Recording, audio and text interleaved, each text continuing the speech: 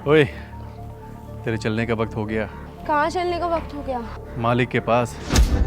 खुश हैं तेरे काम से। हमारे काम से खुश हैं? क्या मतलब है साहब? हम कुछ समझ नहीं पा रहे हैं। सब समझ में आ जाएगा, चल मेरे साथ।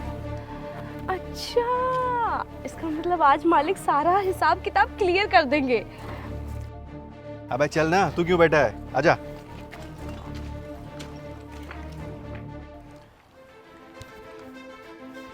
मजदूरों को मजदूरी दे दीजिए मैडम।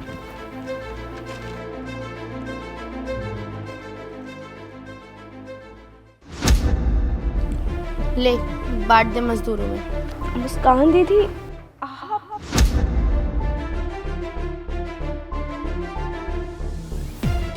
देखिए, एक तो आपने इनको गांव से शहर में बुलाया, इसकी नौकरी लगवाई, इसके लिए क्या कुछ नहीं किया हमने, और ये हमारे घर में आया हुआ एक दिन नहीं हुआ और चोरी करनी चालू कर दी। क्या मतलब?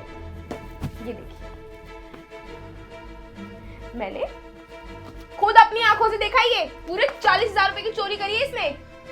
देवर जी, हमें नहीं पता ये पैसे कहाँ से आए, हमने नहीं चुराए हैं। झूठ कह रही है ये, मैंने खुद अपनी आंखों से देखा है इसे।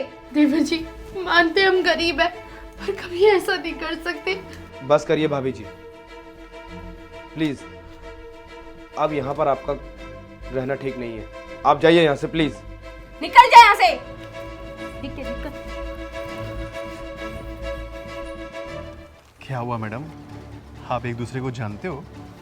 वो कहते हैं ना सम्राट, बुरे कर्म करने वालों को भगवान जरूर सजा देता है, और आज वो बुरा कर्म करने वाला इंसान मेरे सामने खड़ा है। मुस्कान दीदी, मैं मानती हूँ कि मुझसे बहुत बड़ी गलती हुई थी, लेकिन आप यहाँ कैसे? मैं यहाँ क्या कर रही हूँ?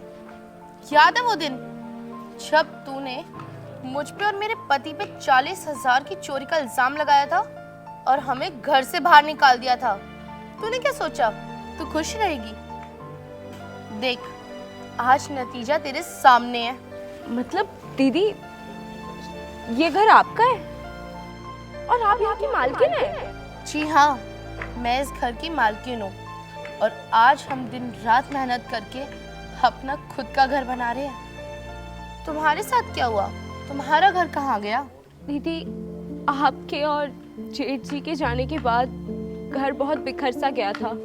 हम लोग दिन पर दिन कर्जे में होते जा रहे थे, और इनकी जुए की लत ने तो बर्बाद ही कर दिया।